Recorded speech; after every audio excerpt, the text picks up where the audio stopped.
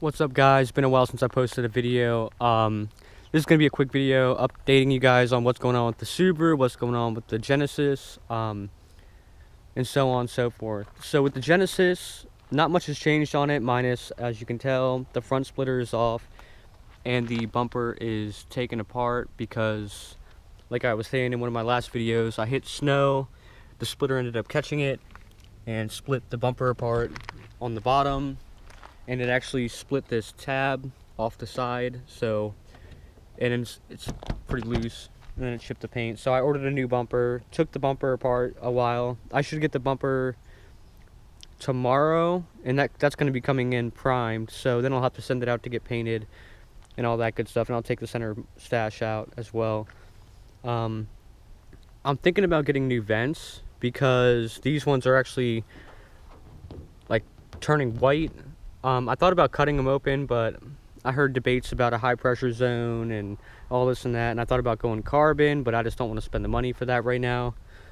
So, and then in here, I did end up taking the manifold off again. I should have taken a video of it, but it was cold, it started raining, and it was just a nightmare. So, what I ended up doing, I took the upper and lower manifold off. I painted them red. So, obviously you can tell, lower is red. And then new gaskets down there, and then you got the manifold riser from 3.8 Performance, and then back up to the upper manifold. I'm still waiting for the one from MTM Motorsports. Whenever that gets released, I'll end up switching it out. I figured, why not go ahead and have some fun with this one while it's still here. So I ended up painting it. It doesn't look too bad, kind of gives it a little bit of pop, and it matches with the red HPS hoses, so that'll be good. Once I get the new manifold, I'm debating, depending on when the manifold comes out, I'm debating whether or not to get it tuned the way it's set up right now, or get it tuned after the manifold. I'm just debating on that. But, so honestly, parts-wise, the Genesis probably isn't going to get too much coming up anyways. Most of the attention is going to be focused towards the Subaru, minus, like, you know, this thing maybe getting the manifold and tuned and all that good stuff. I also want to get a pre-dyno tune as well, or no, a pre-tuned dyno to see what it's putting down right now versus after the dyno. So we'll go with that. Get in here where it's not so windy. Now with the update on the Subaru, so the Subaru is still having the transmission built. I dropped that car off late November. I told them, you know, go ahead, take your time. I didn't realize, you know, we're 3 months ahead that, you know, it would take this long, but they actually started on it now. So I should have that car back soon, hopefully, because I have a bunch of stuff that's ready to go onto that car, like the touchscreen for it, the exhaust setup for it, couple other odds and ends. I still need to find wheels for it, stuff like that. Coils, I'll probably be running the Gecko street coils, but like I said, I'm unsure. I still need to get the car first because I haven't even driven that car yet. I've driven that car maybe a foot because the trans was just shot, so I didn't move it very far. So for all I know, there's a bunch of underlying issues going on with the car itself. So I don't honestly know what would be, you know. I know that it has an exhaust leak, which obviously that doesn't matter because I have an exhaust setup for it. The tires look good on it. The back shocks are probably blown out because it's sagging pretty hard in the back. And it had like a fuel line leak, which that's pretty simple, just swap out the line. I don't know, you know, like I said, I don't know anything else. I don't know brake wise, I don't, you know, I haven't driven the car, so for all I know, it needs wheel bearings, it needs this, that, blah blah blah, so on and so forth. But once I get the car back, obviously I'm definitely going to make a video on that because I want to show you guys, you know, what the car's looking like. That's going to be before I change anything, so it's going to still have the exhaust leak, it's still going to have probably the fuel leak, unless the trans shop can actually get that situated too. But after it being almost 4 months now, I think I'm just gonna like take the car and go from my own, you know, side view. Now,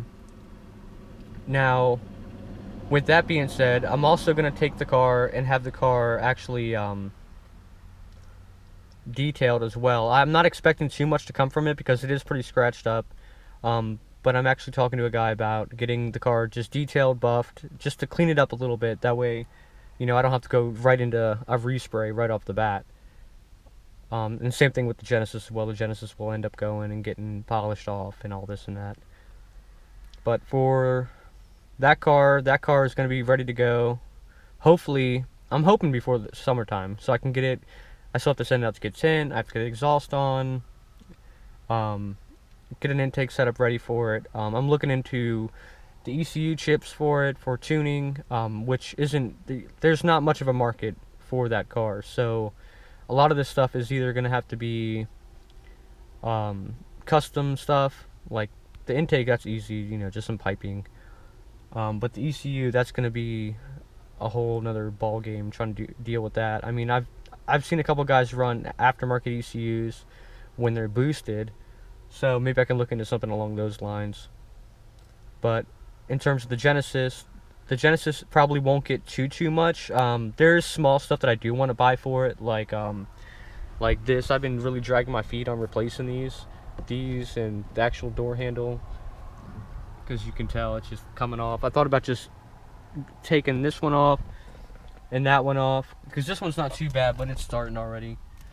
Going with carbon ones. I want to get the carbon steering wheel, but at the same time, you know, it's not in a rush, because that's like, I think it's like $900 or something like that, and then they have a core charge for your stock wheel, I think, something like that. And then the manifold, I'm imagining that's going to be up there in price.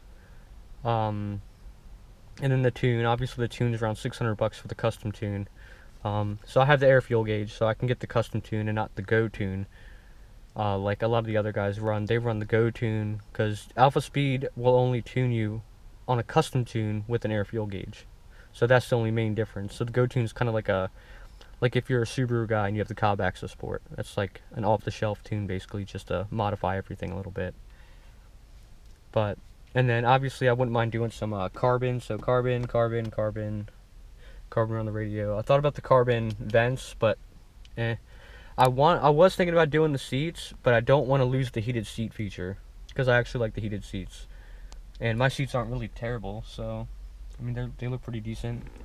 And then I'll end up running probably the ATQ short shifter and rear differential bushing kit, which is, you know, it'll all come in time, but my main focus is going to be focused towards the SVX once I get that car, just to get that thing looking a little bit better.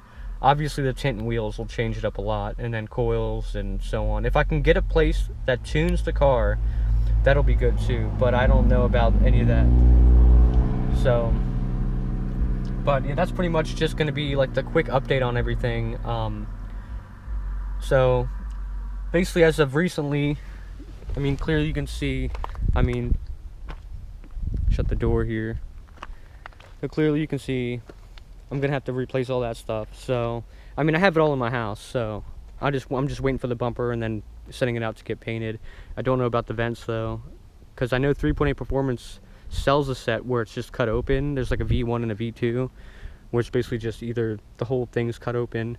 I thought about that option. I think it's like, I forget, it's not too expensive. It's nothing crazy, but honestly, nothing else really I would want to change. I mean, I have new inner fender liners, so that'll all go together once the new bumper comes. The aero kit's still going good. In the future, I'll probably end up switching out the aero kit for probably a carbon one to cover up the whole back. Maybe go with like the RK Sport, something along those lines. And then I'll have to get new badges, because the Genesis wing badges, if you guys know, some of them don't last very long and they fade out, or the adhesive starts loosening up on them. But overall, that's going to be the update video for you guys. If you have any questions about the Genesis or the SVX even, go ahead and drop some questions down in the comments section.